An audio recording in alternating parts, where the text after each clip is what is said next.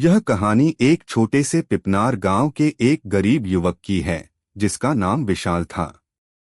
विशाल एक बहुत ही गरीब परिवार से था। उसके माता पिता बचपन में ही चल बसे थे और उसे अपने दादा दादी के साथ पाला गया था। उनकी भी स्थिति ठीक नहीं थी, इसलिए विशाल को हर दिन भर मेहनत करनी पड़ती थी, लेकिन फिर भी वह कभी समृद्धि की ओर नहीं बढ़ सका। विशाल का जीवन मुश्किलों से भरा हुआ था, लेकिन उसकी एक आदत थी, वह कभी भी हार नहीं मानता था। जब वह बड़ा हुआ तो उसने पिपनार गांव के मुख्य मरदह चौराहे पर भीख मांगने का काम शुरू किया। वह पूरे दिन मरदह चौराहे पर बैठता और लोगों से भीख मांगता, लेकिन उसका दिल हमेशा किसी बेहतर जीवन के सपने देखता।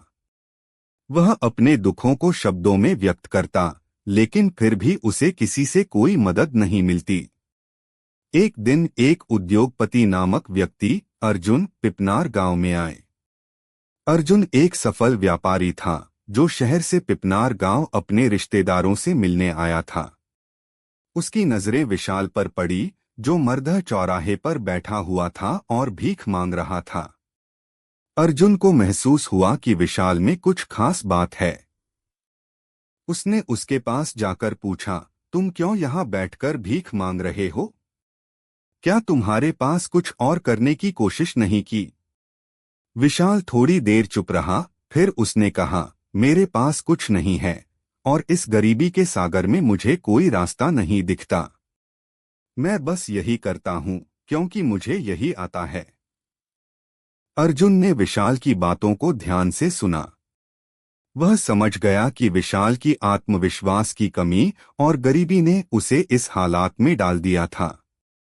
अर्जुन ने विशाल से कहा, तुम्हारे पास एक अच्छा दिल और मेहनत करने की क्षमता है, लेकिन तुम्हें सही दिशा और अवसर की जरूरत है। मैं तुम्हारी मदद करना चाहता हूँ। यह सुनकर विशाल थोड़ा चौंका, लेकिन अर्जुन की बातों में कुछ ऐसा था जो उसे प्रेरित कर रहा था। अर्जुन ने विशाल को अपने साथ काम करने के लिए कहा।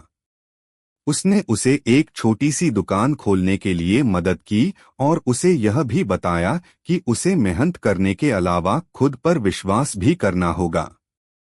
विशाल ने अर्जुन की बात मानी और अपनी छोटी सी दुकान शुरू कर दी। शुरुआत में दुकान बहुत छोटी थी और कारोबार धीमा था, लेकिन विशाल ने हार नहीं मानी। वह दिन रात मेहनत करता और अपने ग्राहक संतुष्टि के लिए हर संभव कोशिश करता। धीरे धीरे उसकी दुकान पर ग्राहकों की भीड़ बढ़ने लगी। वह व्यापार में सुधार करने के लिए नए आइडिया लाता और अर्जुन के मार्गदर्शन में आगे बढ़ता गया। कई सालों बाद विशाल की दुकान एक बड़ी दुकान में बदल गई। उसने छोटे छोटे व्यापारिक फैसले लेकर अपने व्यापार को बढ़ाया। एक दिन अर्जुन ने उसे एक बड़ा मौका दिया।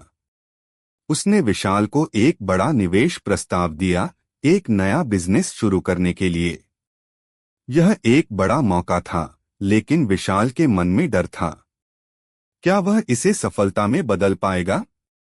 अर्जुन ने कहा, डरो मत, तुम्हारे अंदर वह क्षमता है जो तुम्हें सफल बना सकती है। मैं तुम्हारे साथ हूँ।